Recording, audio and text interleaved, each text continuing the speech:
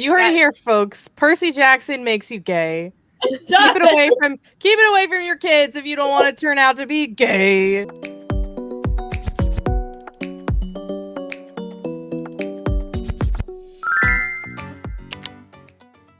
What's up, Yep Squad, and welcome to a very, very special Pride episode of our show, coming to you from a new location, temporary location. But I'm digging the setup. I don't know. How are you, Brooke? I'm doing great. Really excited for today's episode.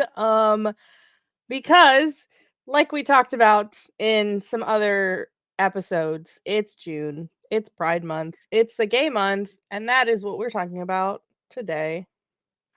Whoa! And do we have any other special things going on for Pride Month? We do. We have a Pride fundraiser that's going on all month long. Sawyer, what's our charity that we're raising money for? We are raising money for Point of Pride, a wonderful organization that provides medical care to trans folks across America. And as of this episode, we've already raised over $100, so thank you so much if you have donated. Every cent counts. And we also have a very special event, our very first Yap Sesh live event on Wednesday, the 26th. We are hosting a Star Wars spelling bee with a bunch of fun creatives and members of our Star Wars community. What else do we got going on lately? Yeah, well, you can check out our very first Acolyte review, which we put up last week. And we'll be doing that for the rest of the season, every 2 episodes. I have some really special guests on with us for that. And what else is coming out in June? Well, this episode, having been released today on the 19th, we'll have just had the first episode of House of the Dragon, which I'm a Game of Thrones girly and a House of the Dragon girly. So if you want to see us talk about it and do a re-yap, let us know, because we're thinking about it. We might do it for the whole show, so we won't do it for episode to episode, but we have a lot of friends that love, including some of our guests that we have on today, that also love the A Song of Ice and Fire. A Song of Ice and Jesus Christ. I haven't Hello. coffee. I'm blaming it on my dehydration. We have friends that love A Song of Ice and Fire as well, so we could get a pretty good panel of people in here to talk about everything that is going to happen in season 2 of House of the Dragon. So let us know if you want to see that. But without further ado, let's bring in our awesome guests and to get started with our episode. All right. Yay! Hello, my friends. Would you like to introduce yourselves? Yes, I'm Maggie. You can find me. I have a little bit of different names everywhere on the internet, but Maggie's Dog Galaxy is going to be the 2 most important ones: Instagram, TikTok, Twitter, Markion's Ho. That's just kind of my thoughts in my brain. I work at Disney World. I'm a photographer, and yeah. And who is sitting next to you? Hi, yeah, I'm Kels, and you can find me on TikTok at Discount Sons of Stark and on Instagram and Twitter at Sons of Skywalkers. And I just post nerdy stuff. Right now I'm posting a lot of Percy Jackson nerdy stuff, but and I did accidentally start Yord Hordes, but it's fine. Yeah, we have. Sorry, we want to repeat that? Yeah. Okay, so my friend Hayden said it first as a joke because someone's like, "What do we call Yord fans?" This was like on the 31st of May, and she went Yord Horde, and then I thought that's really funny. So me and my other friend Leah just started repeating it everywhere, and then I created a hashtag on the premiere day, like, "Lol, everyone just start using it." Did not think it would take off. Next thing you know, Swagman's using it, and then Daphne Keen's using it, and then Swagman's now being cryptic about it, being like, "Just you wait." So I feel like Charlie Barnett's gonna react to it, and I'm. Yes, you heard it here first, folks. You are currently in the presence of the creator of the Yord Horde. Co-creator, but yeah. And how do you guys know each other? So we're dating. What? We're very gay. Wow. We met on TikTok because of Star Wars books, mostly because of Dark Disciple, but because of Star Wars books in general. So Yeah. Amazing. Amazing. We're so glad to have you here on our special Pride episode. And in like 4 days, I will see you, which is also Wow. very cool. But yeah, let's get into it. Let's be gay for an hour and a half. Yeah, well, I knew we were thinking about doing a Pride specific episode, and we were thinking about what kind of guests we could have on. And I was like, who could be better than a couple that met through the fandom space and the nerdy, geeky Star Wars community? So thank y'all for being here. We ask everyone, we usually ask everyone first before we like get into the meat of our conversation. What was your first fandom that you can remember, and what is your favorite fandom, if you could name one, if you could? So my first fandom was probably One Direction. I was very, very big on One Direction Twitter. Nah. I will always flex that I read after as it was released on Wattpad. Like I was there. Wow. And then my favorite fandom is probably like in general Star Wars, but definitely more specifically the High Republic. That is like that. Those are my people. So, Kels, what about you? My first fandom was Percy Jackson back in like 2012 when like Mark of Athena was coming out. It was a very chaotic time to be in the fandom, and that's when I joined. And then I kind of like became big in Percy Jackson fanfic arena, which is still weird to think about to this day. And now that like the show, and when the show came out, all of my fanfics from the time just started getting numbers again, and I'm like, this is okay. This is random. Thank you. Favorite fandom? I think it's still Percy Jackson. That's my thing. I love it. And then I do love Star Wars though, because that's where most of my friends are. But yeah. Kels is also an expert in Greek and Roman mythology and history, and I'm sure we'll yap about that to you all day long. Kels has been begging us actually for weeks to do a Percy Jackson. They made a Percy Jackson PowerPoint. So eventually we will be doing a brain rot episode on Percy Jackson. But honestly, that'll be so fun though. Like I've read the first 5 books, but it's been a few years since I've revisited them, and then don't kill me, I only watched the first episode of the show and then kind of forgot about it. But I think it would be so fun to have it would be like a brain rot sub series where it's like we have someone come on and teach us about the thing that they're obsessed with. Yes, absolutely. But anyway, as y'all know, we do pride ourselves in focusing on the queer and femme/AFAB experience in fandom. So we would love to ask you both how being AFAB, being queer as well, like how has that shaped your experience in fandom, stepping into different fandoms, like how that has changed the way you interact online in fandom, whatever you want to share with us. We would love to hear it.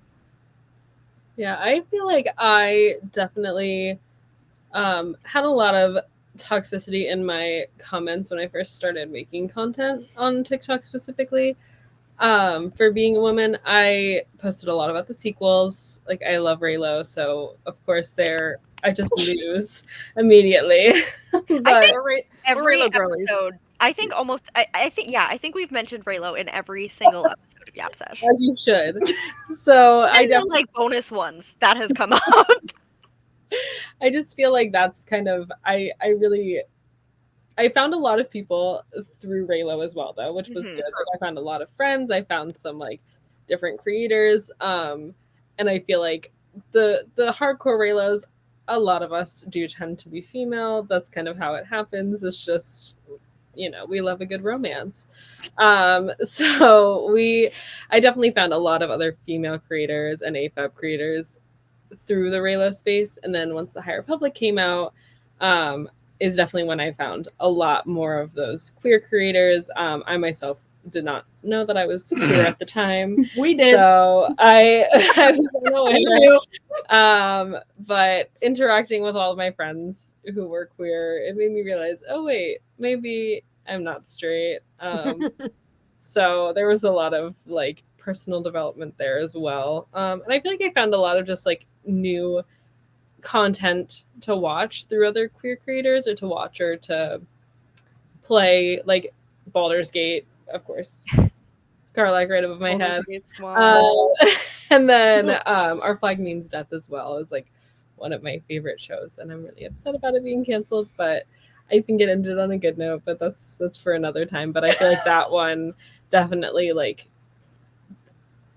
hearing from other queer creators about how much it meant to them and how much the representation meant to them made me really want to watch it, and I wholeheartedly agreed. So I love just finding new things because of other queer creators, and it's just great. It's a great space to be in when you just block out the negativity of the people who are just bigots.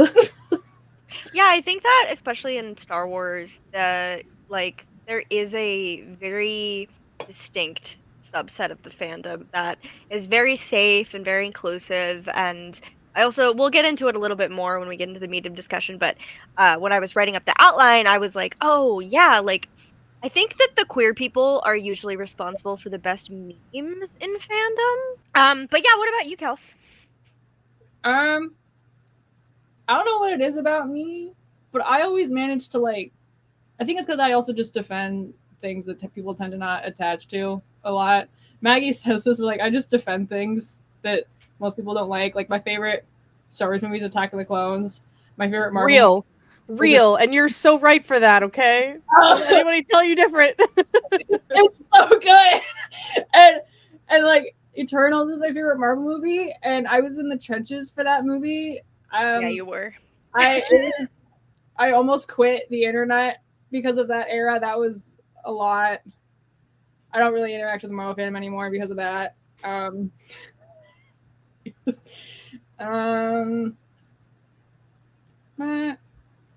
Yeah, it's been really nice with the High Republic fandom though, because everyone at least like the OG people, we were all gay. Definitely, we've gotten more straight people, but it was a lot of just gay people before in like the early days of like 2021, 2022. Mm-hmm. So that was nice. Well, as Leslie Headland says, it's the gayest that Star Wars has. It is, and she's so right. I wanted to ask, because we're talking about fandom and pride in fandom, I feel like from the experience of my friends and other people that I've seen online, a lot of people, especially like in households where talking about queerness or like it wasn't discussed or it wasn't welcomed for whatever reason, a lot of people discovered that they might be queer or are queer because of the like media that they consume. So I wanted to ask, like, do you remember the first like movie that you watched or show or book or character and you were like, I have feelings about this, and I don't really know what that, like, because it could be, you know, from childhood or just from more recently, like, you know, do you have specific examles? I'd love to know. Yes. Mine is Lorna D. Amazing. Lorna D is the reason that I like realized it like in adulthood, but now looking back, like I see other things that I was like, oh, they were my favorite character, like Raven from Teen Titans and like Gwen from Total Drama. Like it made sense looking back on it now, like who all of these people that were my favorite characters were, but like the one who really was like the like spark kind of as an adult, realizing that I was bisexual, I was like, okay, wow, the woman you are. And so yeah, it was yeah. So I grew up in a very conservative evangelical household, and I did not learn what gay people were until high school. So the first time I actually ever heard the word lesbian was watching the Mean Girls movie my sophomore year in high school. I had no idea what the word meant. So Whoa. that really just shows how like I always joke about how did I not realize it earlier. There's a reason I didn't know it existed. The first queer character I ever read about was Nico D'Angelo in Here's Olympus, which is a Percy Jackson series, and that book came out in 2013. And I remember I was a sophomore in high school, and I was like, "Wait, boys can what?" Like I was so confused, and I was like, "Oh, I didn't realize that was a thing." Okay, I mean, cool, I guess. Woo. And then and then my first trans rep I ever read about was also a Percy Jackson series. Alex Fierro, who is gender fluid. I remember reading about her and being like, huh, that sounds familiar. But we don't have time to unpack that right now. And I just ignored it for years because I was currently going to Bible school when that book came out. And I was like, no, we're not going to think about that whatsoever. And then the one thing that made me like fully realize I was queer, it was a whole meltdown, actually. I figured out I was asexual. And I was like, that's okay. Because that means I just don't want to date anybody. So Jesus can't get mad at me because of that. And then Frozen 2 came out. I think you told me this, actually. And Elsa during Show's Hell was like, why am I feeling things? No. I'm just gonna ignore that. It's fine. She's just really pretty. That's not a thing. And then I kept having this mental breakdown and just kept ignoring it and trying to say like I can't be a lesbian. There's no way. And then the 2020 Super Bowl happened. I can't wait to clip this. Shakira came out and I was like sitting there. Meanwhile, all my friends are just like jamming. I'm sitting there having a full on like panic attack of like, oh shit, I'm a lesbian. And it was it was very life-changing for me. I don't know. Yeah. And then once you realize you're gay, you start to look back. It's like, that's why I was so obsessed with Rose from Titanic. That's why I loved Elizabeth Swann so much. Because I was like, people talk about Will Turner, and I'm like, I just forget that man exists. I'm sorry. Jack Dawson? Why do you care about Jack Dawson when Rose is right there? I don't know. But yeah. So I didn't realize I was queer until like 2020, and then didn't start the whole non-binary thing until about 2021 because I was in denial of that one. But yeah. So anyway, Rick Riordan technically made me gay. It just took me a while to figure it out. But speaking of Elizabeth Swann, I tweeted the other night because I thought it was so funny and like, but also so true. For my fellow bisexuals, I said, "Are you a Pirates of the Caribbean bisexual, a The Mummy bisexual, or a Star Wars bisexual?" Because those are all movies that came out like relatively around the same time, with two, like a male lead and a female lead, that a lot of people point back to as the pinnacle of what made them realize, oh, I might be bi or not just attracted to men or women or what have you, depending on who you are. And I think that's so funny how common of an experience that is for so many people. I myself was a Pirates girly. Mhm. Yeah. And, you know, you're bi or a Jack Sparrow bi, because those are also two different people. the answer to that is yes. And also Barbossa bi. Oh, yeah. For sure. I don't care. Barbossa is not, if some people to say that he might be a hear me out. I don't think so. I think it's just a yes. For me, it was like definitely like thinking back. I don't even remember how I realized I was bisexual, but I definitely thinking back, it was Alex Russo in Wizards of Waverly Place. For sure. Yeah. I didn't watch a lot of cartoons growing up, but maybe her and like Vanessa from Phineas and Ferb. If I had to pick a cartoon. But yeah, I think that is really great, and definitely I was a Pirates kid, but I think I was a little bit too young to be like obsessed with them in that way. I was a baby, but not a baby. When did that movie come out? The first one came out in 2003. Okay, I was 3. Like, Yeah, to me, like I was also someone who did not discover they were queer until like much later in life, until I've been in a long-term relationship with a man and only been in relationships with men. So like I look back at those things now and I'm like, oh, that's what that feeling was. Like that's why I remember rewatching the Maroon 5's She Will Be Loved music video over and over again. And now I think back on it, I'm like, oh, that's why I was watching that. I just like didn't really just love that song because there was something about the music video. I don't know. Let's talk about like current queer media and current queer like we talked about our first queer crushes, but who are we crushing on now? Ooh. You know what? I know it's like a little while ago, but Marta Rowe, you know. I know yeah. I cosplay her as well, so like maybe like not when I'm just her, but like when she got like canonically confirmed as bisexual, I like had a little bit of a meltdown. I'm not gonna lie. Like I was already excited. Like I was at that High Republic meetup dressed as Marta, and Mike came up to me and he was like, "Can I tell you a secret?" And I was like, "Oh, of course you can tell me a secret." What? Like Marta's story is gonna be in first person, and I was like, I didn't know it was gonna be that good. So that it was from Tales of Light and Life, and I loved that story too. Oh my god, it was so good.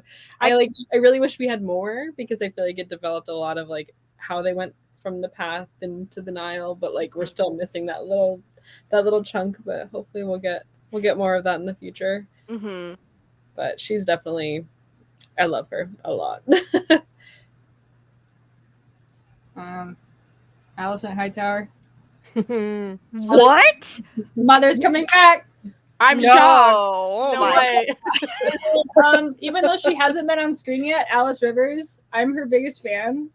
So as soon as she shows up, I'm probably gonna scream because they've kept her hidden. Yeah, and then Star Wars Ziri, always Ziri.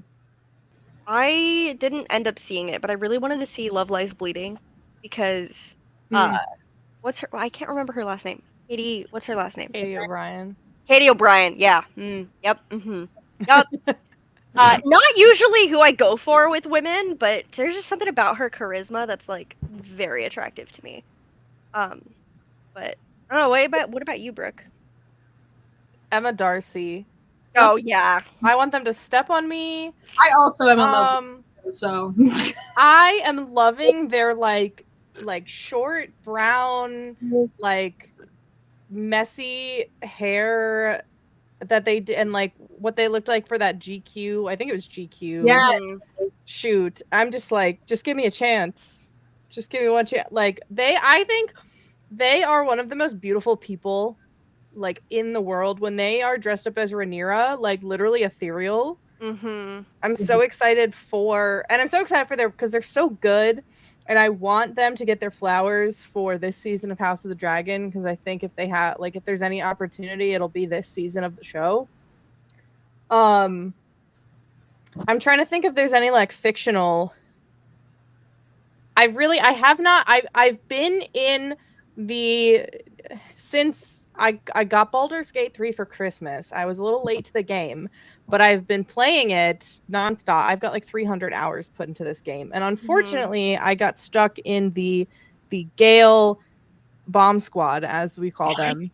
But I love Karlach and Lae'zel. I started a romance with Lae'zel, but I haven't finished playing through that. Another character who maybe I'm also in love with right now is Mizora, because I played that scene, her like love scene. I was a little out of commission for like 3 days after that.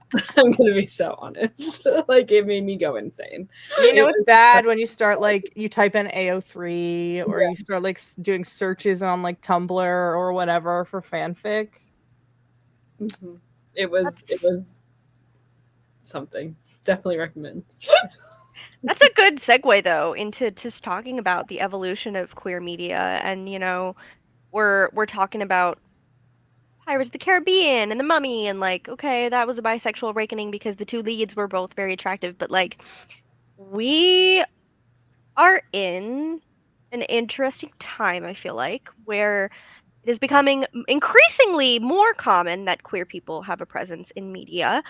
And we all make content, and we all kind of cover kind of a vast array of fandoms and types of content and stuff. So, um, and we follow things like the High Republic and Our Flag Means Death, and Doctor Who is getting very gay now.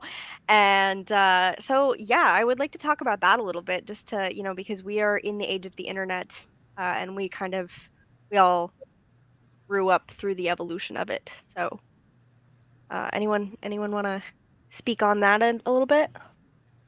Yeah, I feel like it's kind of like crazy to think about. Like when you look back at, you know, Star Wars publishing and who the authors were and who they are now. Like we have people like Tessa Gratton and like Alyssa Wong who are non-binary, and they're creating these huge Star Wars projects. They're a part of these big projects that, now that project has turned into a live action show. I mean Leslie Headland too, and like it's kind of crazy to look at how like we have come so far, and like there's definitely space for representation in other media, because right now, especially in like the Star Wars sphere, it feels very, you know, just in the High Republic, but we do have some. I mean, we have Valencinta. Yes, we have Sinjir. Like, I feel like it's definitely like giving room for them to expand into the other. Make Finpo canon. Correct. Just do it. Real. So I just feel like it's nice. It's refreshing to see. It's Mm-hmm. to have, not only because like, yes, there's like people like Kevin Scott who have written queer relationships very well, but like we have actual queer people writing these stories. It kind of, they put their own story, their own life story into it, and it's really refreshing to see, and it's really nice too. It's nice to have that representation. Something that's really exciting to me, just between last year and the last few years, I tweeted about this, that 3 of the biggest TV shows that we've had, House of the Dragon, The Last of Us, and now The Acolyte, are all led by non-binary actors, which I feel like is a really cool thing for especially a lot of the general public who are less familiar what it means for someone to be non-binary. Mm-hmm. And I think it's going to do a lot for helping people who have trouble understanding or have trouble like remembering to use the right pronouns for people. Even because you have Game of Thrones was like the biggest show in the world. Everyone and their mom was watching it. Like my dad was watching it. It's not just for like the younger generation. So same thing with House of the Dragon, and it's a cool like I guess conversation to have maybe with some of those people in your life, if you have people that watch that show and they're like, oh, that the person that plays Rhaenyra, like she's really awesome, and then you can be like, oh, actually that actor is non-binary, they go use they them pronouns, and it can be a really good conversation starter, because as common and accepted as it is to us, like who are a part of the younger generation and the queer community and already have a lot more knowledge, there are lots of blind spots, I think, in our society in general that are not as familiar.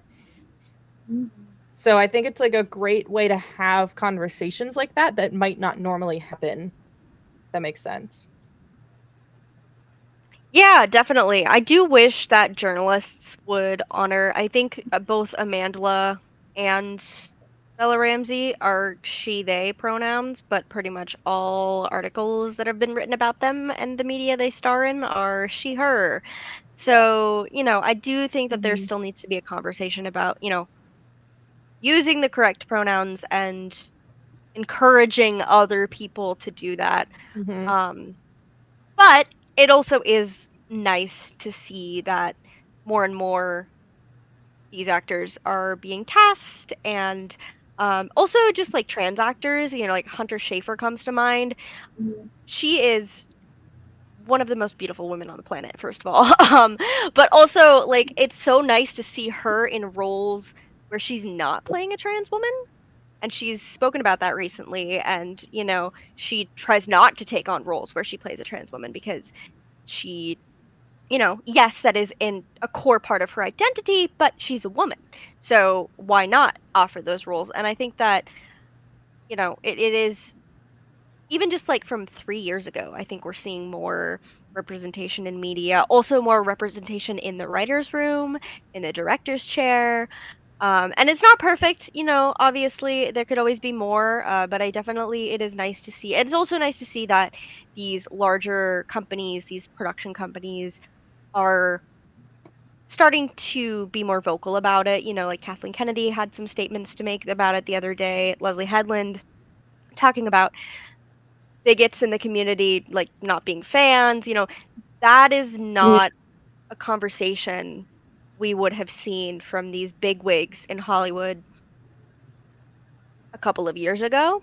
And it's not, they could always have spoken up sooner. They could always speak up more frequently, but it is nice as a fan and as somebody who is queer and has a lot of like queer people in their life. It in a world that can feel so unsafe these days, that makes me feel better? In the book realm, there's like definitely a much more influx of like queer romance novels. Oh yeah, for sure. Both like YA and adult, and just like having books with queer main characters, and like the fact that there's like pride tables now in Barnes and Noble, and they're not like books that are made to be queer; they just have queer people in them. So that's been nice. Mhm. Yeah, I do read books other than Star Wars and others, but yeah. I was I at love- oh, go ahead. I was gonna say I love going to conventions now and seeing that they have dedicated rows in Artist Alley that are specifically for queer creators and queer artists. One of the last conventions I went to, Awesome Con in Washington D.C. had that, and I was like, "Whoa, this is so cool!" So that you know more about who you're purchasing from, and it informs you, I think, a little bit more about why someone's art looks the way it does, because all of our identities influence the things that we create. Yeah, definitely. And just more, there's been like dedicated panels, dedicated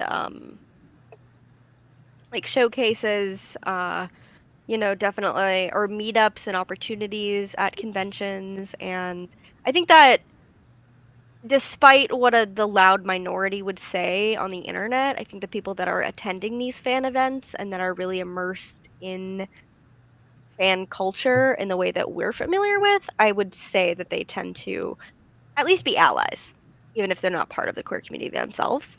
Um, and so, you know, that's, I don't know. I guess it's just like, I feel fortunate, and I hope that, everyone else also kind of feels the same. Like, yes, the internet can be a very scary place, but it does really feel like we've carved out a space for queer people, for trans people, for fans from all walks of life, and especially in the High Republic community. I do want to talk about, actually, that made me think of like a big thing that I think about a lot is how different of a space being a part of the like queer side of a fandom, even if it's not like a specifically queer fandom, like Star Wars, for example, or like I play Dungeons and Dragons and tabletop games, and the experience that I have had is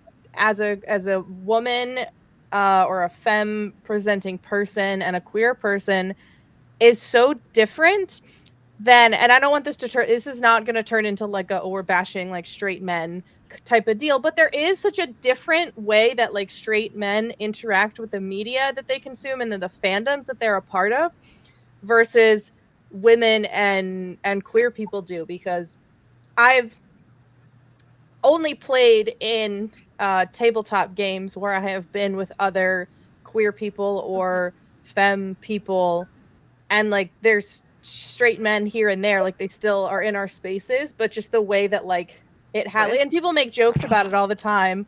It's like, oh, like straight men only want to like hit things and be like the strongest they can possibly be, and then meanwhile you have like the group of all femme queer D&D group, and we're gonna have a whole shopping episode, and we're gonna like we want to fuck the big monster, like it's such a different experience in how we engage in fandom.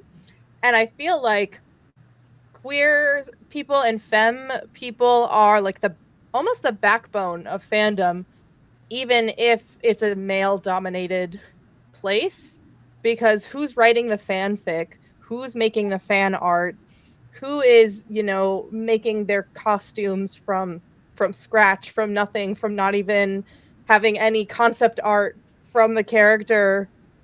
And not that men aren't doing that, or that straight men aren't doing that, because they are still here. I just think the way that we engage with fandom is so different. If you guys have any opinions on that, of your experiences.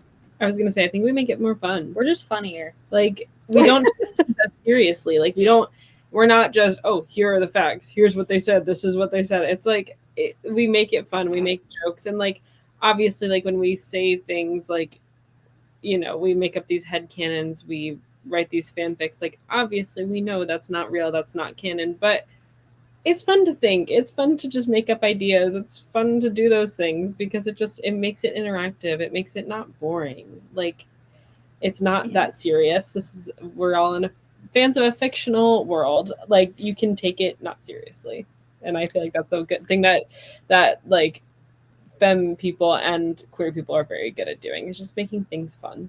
And a lot of it, I think, is carving out our own space in the fandom, because for so long we weren't seeing the kind of representation that we are now, and it's still improving. But, think back on the original trilogy in Star Wars. You had a white male protagonist. Even the prequels, you had a white male protagonist.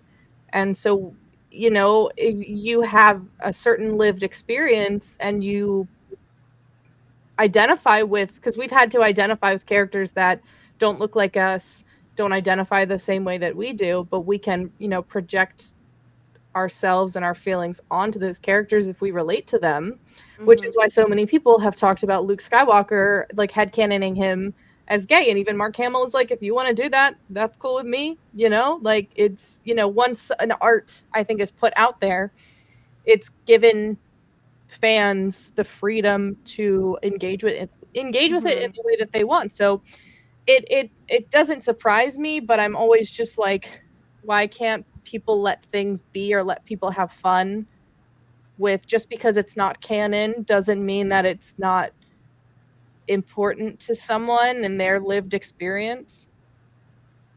Or like another fandom, I mean, it definitely has been really prevalent with House of the Dragon and like the topic of Rhaenyra and Alicent and what their relationship is. And like it's on both sides. There's like one side that's like really passionate about it to a point where I'm like, okay, you can calm down. Like, they haven't kissed on screen, chill out. And then there's the other side where they're like, they just, as soon as someone mentions it, they want to like shut it down. Like, no, they aren't gay, they aren't queer. And I'm like, okay, well, look at the contextual clues of this. There is something deep and meaningful about this. Like, the entire show essentially revolves around this relationship, whether or not you view it as queer. So to like say that it's, and to just ignore all the subtext and these women's relationship, I'm like, it's honestly more interesting to think about it if they are like essentially ex-lovers instead of just ex-friends, because then everything feels like more, and that explains why they make these such rash decisions, because they had a breakup. It also is not out of character for that universe. No, it's not. And also, Rhaenyra is canonically bi in the book, so why not add that with Alicent? Sure. And like, even though he says a headcanon, I love the Alicent is a lesbian, repressed lesbian headcanon, because honestly, it makes everything she does make 10 times more sense. But Mhm. like again, it's still a headcanon. Like I know it's not been said on like page or on screen, but like it's fun to like think about it that way. And Aemon Targaryen, let me be. Who is like, if you squint, he kind of looks like just a skinny lesbian with long Like, blonde lesbian. hair. That's why the lesbians attached to him. Plus, if like lesbians attached to a male character, it probably means that they're like really great and cool characters. Hence why the lesbians have attached to Yord for some reason. I asked Hannah about this. I asked her the other day. I was like, "Do you have the type of lesbian where you get attached to weird like little glup shitto male characters?" And she was like, "That's a type of lesbian." And I'm like, "All of my lesbian friends except for you are it's a- that type of lesbian." If he's a fucked up man and a gremlin, I'm attaching to him. I was specifically thinking of you because I saw your tweet. I think it was a tweet you did the other day that was like, I'm going to be attached to I'm a lesbian getting attached to another man fictional character." But because last year I spent all of Pride Month obsessing over Prince Eric from the live Oh action. yeah. It's fine. I think that's interesting though, that like there are, because I feel like I've seen a lot of my lesbian friends have like absolutely zero real world interest in men, but then they love different fictional men, and it's Because such an interesting concept to me. But it's like, I think because we can like engage in fiction however we want, and that doesn't, like we can separate fiction from reality. Like that doesn't, our things that we enjoy in fiction does not reflect what we believe in real life, and I think that is like a good proof. Yeah, it's because there's no possible way I could ever be with any of those men in real life. And if I were to see them in real life, I wouldn't. But because they're not real and completely unattainable, I'm obsessed with them. Yeah, well, I mean, I'm attracted to men in real life, but like I feel that way with the type of male character that I am drawn to. Like usually they're like the rugged, very aggressive type, which is someone that I would run the opposite way of, because I would feel very unsafe in their presence in real life. But because we engage with it in fiction, we have some like semblance of control over how we're engaging with it. So if I want to headcanon Joel Miller as this like very violent figure, but soft for me, that's fine, because that gives me like comfort and safety. That doesn't mean that I'm going to go out and find, the next Joel Miller real life guy, because that's terrifying. Or, your own Daemon Targaryen. I am fully love prepared. me some Daemon Targaryen. I'm fully prepared to support all of his actions this season, here and going forward. But I would call the authorities if there was a real world Daemon Targaryen. Like, absolutely not. And I don't know, that's so interesting to me that there are some people who, and everyone has personal preferences, but I think when it's like you start to apply your own morals onto other people's interests and the things that they cling to in fiction is when it gets not fun anymore. Not fun, right? I see this a lot in the Star Wars fandom with, I mean, and to be fair, you do have your bad apples that are like Anakin stans who identify with Anakin in all the wrong ways. Yeah. Right? But when I see like a woman or a queer person identify with Anakin, I'm like, oh, there's probably a really good reason why. Incredible. Alrighty. Well, I think it is time to wrap up the episode. We gotta do our listener question. Yes. We always end with a listener question, and we are very, very lucky to have such dedicated listeners who provide us with questions. So today's question actually comes from a friend. Today, our listener question is from Megs at Megalorian on Twitter, and they ask us all to answer what has been your favorite part of the High Republic series, and what has the queer representation meant to you within it. Whoever wants to take the floor first, and we'll answer. Ooh, I think my favorite part is just exploring something new in Star Wars. Like Hmm. having new stories, new characters, new people to like fall in love with their characters and fall in love with their stories. Having characters to relate to, I think too. Like I feel like this, like with the High Republic, the character, like I've had the easiest time finding characters that I feel are a representation of me. Hmm. It is because of just the vast number of characters that they have and how diverse they are. I feel like there is someone for everyone to relate to, which I really enjoy. And again, we talked about it earlier, but the queer representation is definitely the best that we've had in Star Wars and the best in any like mainstream franchise, I think. So it's wonderful to see, and it's amazing that it's expanding out into the realm of TV where non readers and non queer people will be watching. So The entirety of Convergence. I want to know what drugs Zoraida put in that book because it is so good. Yours was so profound, and mine's just.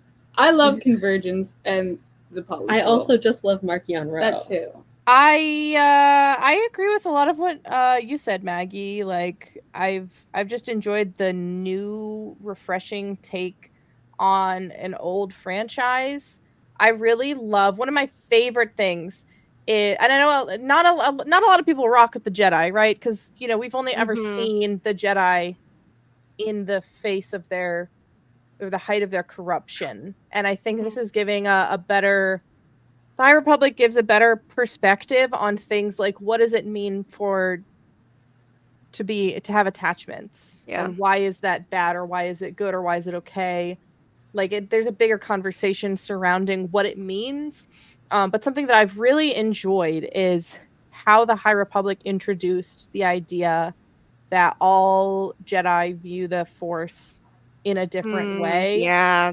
And something about that, because I've always been so interested with the kind of like philosophical or like fantasy element of the Force, and less about like the science behind it once they George Lucas introduced like midichlorians and stuff. Like I think that's really cool to view from a scientific standpoint, but I've always loved the kind of like mysticism around it. And the High Republic I don't typically cry or feel like strong emotions when I read a book or a comic book. I said this in I think our Acolyte review. I sobbed in Light of the Jedi when Avar Kriss showed up and was able and just said like, I'm Avar Kriss, Jedi Master Avar Kriss, I'm here to help. And her ability to like connect everyone in the Force, it was like it brought on some emotion. I was like so emotional about it. And then reading the High Republic comics when Keeve gets knighted, I was like, I've never cried reading a comic book before. And that just like I cry every time I see a knighting ceremony, like when when Kanan gets knighted in Rebels, when Cal gets knighted by Seer in Fallen Order, and now when Keeve gets knighted. I don't know, it's something like super emotional to me because I'm like, they worked so hard for this and they overcome so much and they did, but the way that the High Republic has been able to invoke those emotions out of me has been super cool. And I liked that we had a blonde main character because I am a white woman. I'm not there's not been a shortage of characters that look like me, and my hair looks brown now, but like I grew up being blonde and was blonde for most of my life, so it's small, like, but representation still matters, like seeing someone like Avar Kriss, I was like, I need to cosplay her immediately because I can actually use my own hair and not have to wear a wig. Not anymore, but when it first started. Yeah. I mean, I would say, echo everything everybody else said, but the world building is just different, but just as immersive as movies or the shows in more so in some ways. And I think yeah, crying is an emotion I've pretty much reserved only for Star Wars books, which is really, really special and just surprising to me, I guess, how much emotion can be infused in these stories. And yeah, I think that something, that I think when Light of the Jedi came out and I started noticing like, oh, they mentioned that this character is queer and like this character is a person of color and this character is a person of color. Oh, and this person is also queer. And like I think in phase 1 it was more of that like, oh my gosh, wow, this is so amazing. I'm so glad that we're seeing this. But now it's like par for the course. And so I think that I really really love that reliably I can engage with High Republic content knowing that it's going to be very representative of the community and the world. And, I feel like it's one of those rare pieces of media that we have that is constantly improving, constantly being inclusive, not just in the characters themselves, but as Maggie said earlier, in the writing team and now in the acolyte. So, yeah, I think that that's just, I can't speak for all people, but I think that for me, it's just a really I don't even have to worry about it. I know when I engage with the High Republic that it's going to be representative of my friends, my family, and the people or in everybody in the world. So I think that's really, really special and something we need more of. But that should be the standard. But yeah, I think that is our show. Thank you for tuning in to our special Pride episode. Uh, thank Yeah. you, Kels and Maggie. Would you like to tell everybody where they can find you one more time? Yes, my Twitter is Markionto, and my Instagram and TikTok are Maggie's.galaxy. My TikTok is Discount Sansa Stark, and my Twitter and Instagram is Sansa Skywalkers. Awesome. This was a really great, fun conversation. Just a reminder for everybody that we are still fundraising for our Pride Month charity. You can check out all of the links in our socials. If you haven't gone to our Instagram, Twitter, TikTok yet, do that.